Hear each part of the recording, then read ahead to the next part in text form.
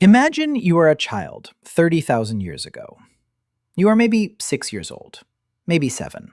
Nobody knows your birthday because birthdays are not really the problem today.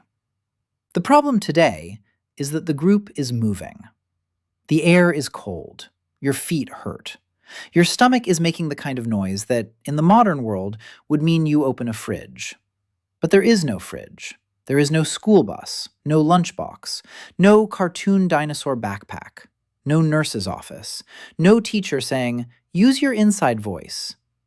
There is only mud, wind, smoke, sharp stones, tired adults, crying babies, and somewhere beyond the trees, an animal that has been following your group for an hour. You see the adults watching the ground. One of them kneels. They touch a print in the mud. Another adult looks back at you and puts one finger over their mouth. You do not fully understand what is happening, but you understand one thing. The adults are scared. And in this world, if the adults are scared, you should become very, very quiet. So here is the strange question. How did ancient humans raise children without schools? How did a small, loud, curious, fragile child survive in a world where the wrong berry could poison them, the wrong riverbank could drown them, the wrong noise could attract teeth, and the wrong game could turn into a funeral? Because ancient children still had to learn. They had to learn where food came from. They had to learn how to carry things, make things, share things, avoid things, remember things, and not accidentally walk into the personal space of something with claws. And they had to learn all of this without classrooms. No textbooks, no written homework, no safety posters with a smiling cartoon mammoth saying, "Don't touch fire." By the end of this, you will see that prehistoric childhood was not just cute little cave kids running around with tiny spears. It was a survival system. A messy, noisy, dangerous, brilliant system where play was practice, stories were maps, grandparents were libraries, tools were lessons, mistakes were expensive, and the whole camp was basically one giant school that could also be eaten by wolves. And this is the part most people forget. For ancient humans, raising children was not a side activity. It was the entire future of the group. A child was not just a child. A child was a walking bundle of risk and potential. They could slow the group down, attract predators, break tools, eat food, wander off, and ask the Stone Age version of why 700 times a day. But one day, that same child might remember where the water hides in a dry season. They might track a wounded animal. They might care for a baby. They might make a better point for a spear. They might warn everyone about the plant that looks edible but is basically nature's tiny murder salad. So the question is not, did ancient children go to school? The real question is darker. How did humans turn helpless children into survival machines before the world killed them? First, we need to admit something uncomfortable. Human babies are ridiculous. Compared to many animals, we are born unfinished. A baby horse can stand very quickly. A baby deer can move. A baby human mostly arrives as a screaming potato with opinions. It cannot run. It cannot feed itself. It cannot defend itself. It cannot even hold its own head properly at first, which is not a strong opening move in the Ice Age. And this was a huge problem. A human child takes years to become useful in the adult sense.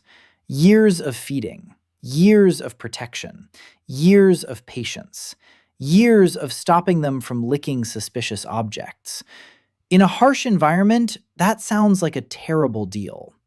If you were designing an animal for survival, you might not start with, "Let's make the baby loud, slow, fragile, curious, and dependent for a very long time." That sounds less like evolution and more like a customer complaint. But here is the detail that changes everything. That long childhood gave humans time to learn an enormous amount. A young wolf learns to be a wolf. A young deer learns to be a deer. But a human child had to learn the world like a living library. Which plants are safe? Which ones need cooking? Which tracks are old? Which tracks are fresh? Which adult is angry? Which adult is pretending not to be angry? Which stones break well? Which wood bends? Which insects are food? Which water smells wrong? Which direction the herd moved last season? Which joke you should not make when the best hunter just missed? This was not one lesson, it was thousands. And there was no bell at the end of class. The first school was the camp. A prehistoric camp was not just a place to sleep. It was a workshop, kitchen, nursery, repair station, hospital, storytelling room, social court, and danger radar all at once. Children lived inside the lesson. They watched adults scrape hides, crack bones, cut meat, shape wood, twist fibers, carry water, build shelters, tend fire, calm babies, argue over food, and stare into the dark like the dark owed them money. And children watched everything. This is where ancient education probably began, not with speeches, but with eyes. A child saw an adult pick up one stone and ignore another. Why that one? A child saw someone smell meat before eating it. Why smell it? A child saw people move camp before the river flooded. How did they know? At first, nobody needed to give a lecture. The child copied. Badly. Very badly. And that mattered, because the safest time to fail is when the failure is small. A child making a tiny digging stick and ruining it is annoying. An adult ruining the only good spear before a hunt is a disaster. So children likely learned with smaller risks, smaller tools, smaller tasks, smaller mistakes. And yes, this is where it gets almost cute. Archaeologists and anthropologists have found evidence and ethnographic examples suggesting that hunter-gatherer children often used small tools, toy weapons, little shelters, dolls, baskets, digging sticks, and miniature versions of adult objects. To us, that sounds like play. To them, it was also training. A little child throws a small spear at a bush, misses, throws again, misses worse, hits another child's foot. Everyone screams. A nearby adult looks over with the ancient facial expression that says, "This is why we can't have nice things." But inside that chaos, something important is happening. The child is learning distance, weight, aim, patience, how wood feels in the hand, how the body moves, how embarrassment feels when the entire camp sees you lose a fight with a stick. Play was not a break from education. Play was education wearing a stupid little hat. And that is the part modern people often misunderstand. Today, we separate learning and playing. School is learning. Recess is playing. Work is serious. Games are not serious. But in a prehistoric camp, that line was much blurrier. A child pretending to hunt might be practicing for a real hunt years later. A child building a tiny shelter might be learning how branches lean, how leaves cover gaps, and why rain is personally disrespectful.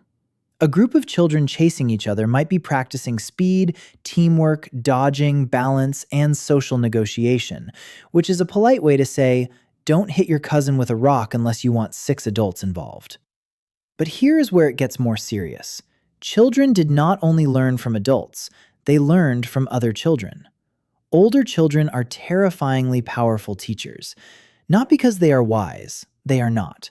Older children are basically small adults with worse judgment, but they are close enough in age that younger children can copy them. They can follow them into the edge of the camp, into the shallow water, toward the berry bushes, to the place where adults said not to go but did not say it with enough detail. That sounds dangerous. It was. But it was also how children explored the world in layers. Not every lesson came from an elder giving formal instruction. Some lessons came from peer groups, siblings, cousins, and slightly older kids demonstrating both skill and stupidity. A 5-year-old watches a 9-year-old crack a nut with a stone. That looks possible. Then the 5-year-old tries and smashes the wrong thing. Lesson learned. Maybe. A child watches older children gather insects, dig roots, imitate animal calls, or throw stones into a stream. They learn by joining. And this tiny detail may have saved thousands of lives. Children often learned before the task became fully necessary. They did not wait until adulthood to discover that plants can trick you. They had years of watching, smelling, touching, asking, tasting small amounts, and being corrected. Imagine a child reaching toward a bright berry. An adult slaps their hand away. No long lecture, no worksheet, just the universal human sentence, no. Then maybe the adult points to another berry, safe. Then back to the first, bad. The child remembers, maybe not forever. Children are bold little forget machines. But if enough people repeat the lesson, if the story is scary enough, if someone once got sick from that plant, the memory sticks. This is where language becomes a survival tool. Language was not just for naming things. It was a way to put danger into another person's head before the danger arrived. A footprint can tell you an animal passed here. A story can tell a child, do not sleep near that place because last winter something came from the rocks. That is huge. Language turned one person's mistake into everyone's lesson. Without language, a child might learn only by being bitten, burned, poisoned, lost, or nearly drowned. With language, a child could inherit fear without paying full price. That sounds simple until you remember one problem. Children do not always listen. This is not a modern invention. Some child in the Ice Age absolutely heard, "Do not touch that," and immediately thought, "Interesting, I will now touch that." So ancient teaching could not rely only on words. It needed repetition, demonstration, emotion, social pressure, stories, rules, ritual-like habits. A child learns that the fire is not a toy because everyone treats it with attention. Nobody casually kicks burning wood into the bedding unless they want to become the group's least favorite person. A child learns that meat is shared in certain ways because people react strongly when someone breaks the rule. A child learns not to wander because every adult's face changes when they step too far away. That face is a lesson. And every family still uses it. The ancient version probably looked exactly like the modern parent face in a grocery store, except the background had hyenas. Now let's talk about fire, because fire was not just warmth. For children, fire was a teacher. Fire showed what adults valued. It was protected, fed, watched, shared, respected. It cooked food, gave light, kept cold away, discouraged some predators, and created a center for the group. In modern terms, fire was a heater, lamp, stove, alarm system, social media platform, and family living room combined. Except if you misused it, everyone might die. A child near fire learns boundaries fast. Too close and pain teaches the first lesson. Too careless and adults teach the second lesson. But around fire, children also learned stories. This is important. A dark campfire story is not only entertainment. It can carry geography, animal behavior, family memory, danger zones, moral rules, and warnings. A story can say, "Long ago, someone ignored the tracks near the water." That story might be funny. It might be scary. It might be exaggerated. But inside it is information. Waterholes are dangerous. Tracks matter. Arrogance kills. Memory became portable. The group carried invisible maps in their heads. Where the herds moved, where storms came from, where good stone could be found, where a child got bitten, where the old camp had bad water, where the berries ripen after the first warm rains. No textbook could be packed into a skin bag, but memory could walk, and children were trained to carry it. Now keep this in mind because it matters later. The smartest ancient child was not the one who knew one skill. It was the one who knew who knew. That is a very human trick. Maybe one adult is best at tracking, another is best at plants, another knows babies, another makes sharp points, another remembers the old paths. Another is terrible at everything but very funny, which still has value when everyone is cold. A child learns the social map of the group, who to ask, who to copy, who to avoid when they are sharpening stone, who gives food, who tells the best stories, who gets angry when you waste sinew. This social education was survival education. Because humans were not physically impressive. Let's be honest. A human alone in the Ice Age is not a majestic predator. No claws, no fangs, no armor. Not especially fast. Bad night vision. Skin that gets cold. Feet that complain. A nose that cannot compete with a wolf. Ears that are good but not owl good. A human is basically a nervous ape carrying a pointy stick and hoping the group chat is nearby. But the group changed everything. The group was armor. The group was memory. The group was childcare. The group was warning system. The group was punishment. The group was school. A child did not need one teacher. A child was surrounded by teachers, including people who did not know they were teaching. Every movement mattered. How to sit near elders, how to wait for food, how to help carry fuel, how to keep babies away from tools, how to stay silent when adults listen, how to laugh at the right time, how not to laugh when someone is bleeding. These rules sound small. They are not small. A group that cannot cooperate dies faster. So children had to learn emotional survival too. Patience, sharing, shame, pride, trust, fear, restraint. The ability to not grab the best piece of meat when 20 hungry people are watching. That last one may be harder than spear making. Here's a thing that actually happened. In modern and recent hunter-gatherer societies studied by anthropologists, children often learn subsistence skills through a mixture of observation, imitation, participation, play, and teaching. Researchers have documented children practicing with objects, making toys, using small tools, copying adults, and gradually taking part in tasks like gathering, carrying, processing food, and learning social norms. We cannot simply copy modern hunter-gatherers backward and say, this is exactly what happened 30,000 years ago. That would be too easy. But these examples give us a window. They show that humans do not need classrooms to create education. They need a community full of visible skills, repeated tasks, shared attention, patient correction, and children who are allowed to practice before the stakes are too high. And archaeology adds another clue. Some prehistoric objects look like they may have been made by learners. Awkward tools, small items, clumsy attempts, practice pieces. Not every badly made tool was made by a child, of course. Adults can also have bad days. Some of us cannot assemble modern furniture with printed instructions and little numbered bags, so let's be humble. But the broader picture is clear. Children were not invisible in prehistory. They were present, they played, they watched, they helped, they failed, they learned. And sometimes their failures may still be sitting in the dirt thousands of years later. But here is the darker turn. This kind of childhood did not make children safe. It made children useful. Those are not the same thing.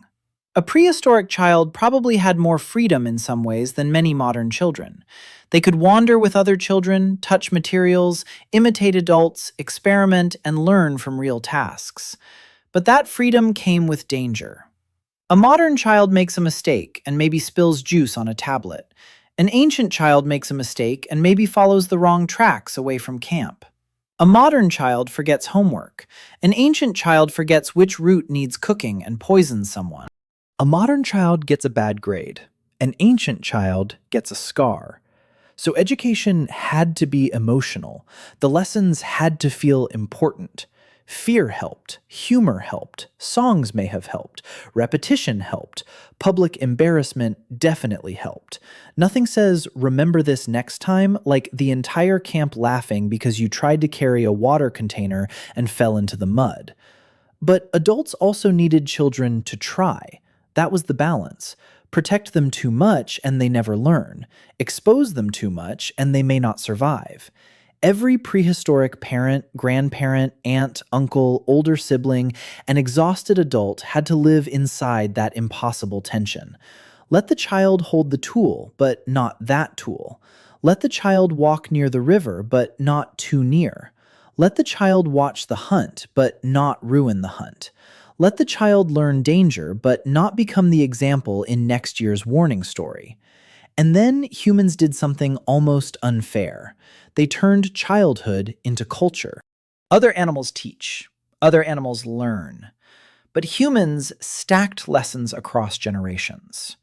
A child learned from an adult, who learned from an adult, who learned from an adult who once nearly died because they made a terrible decision near a frozen river.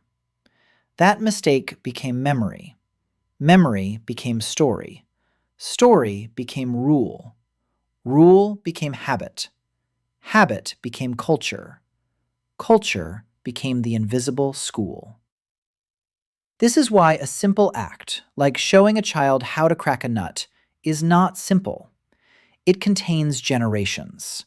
The stone choice, the hand position, the safe distance, the rhythm, the warning not to smash your fingers, the little joke people make when you smash your fingers anyway. It is all part of the lesson.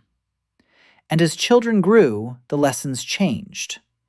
A toddler mostly learns by watching, touching, being stopped, and copying basic actions.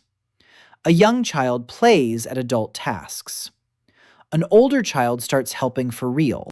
A teenager learns harder skills: tracking, making tools, reading weather, joining hunts, gathering in riskier places, caring for younger children, understanding alliances, maybe choosing partners, maybe learning the deeper stories of the group. There was no graduation ceremony, no cap, no diploma. Just one day, people trusted you with something sharper, heavier, more dangerous, or more important. That was your certificate. And it probably came with no inspirational speech.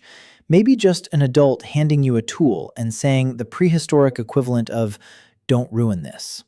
So, how did ancient humans raise children without schools? They made the whole world the school. The ground was a notebook. Tracks in mud were yesterday's news. Fire was the classroom light. Tools were homework. Play was practice. Stories were textbooks. Elders were libraries. Older children were chaotic substitute teachers. The group was the safety net, and danger was the final exam. Ancient humans survived not because every child was carefully protected from the world. They survived because children were slowly introduced to the world before the world introduced itself with teeth.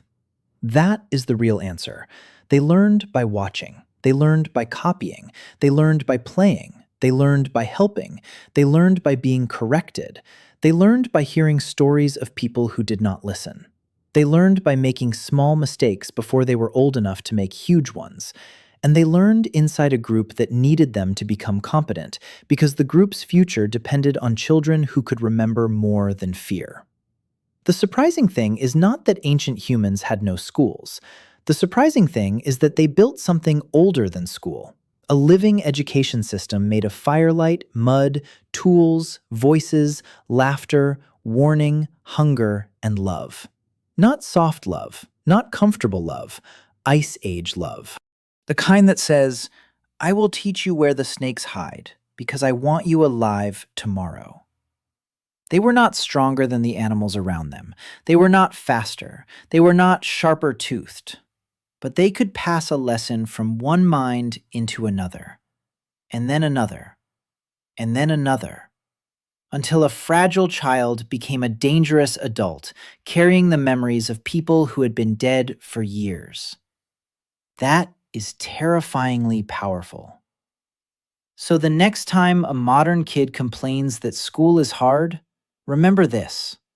Some ancient child once had to learn reading too. Not reading books, reading footprints, reading smoke, reading faces, reading silence. And if they failed the test, nobody wrote a note to their parents. The wolves handled the paperwork.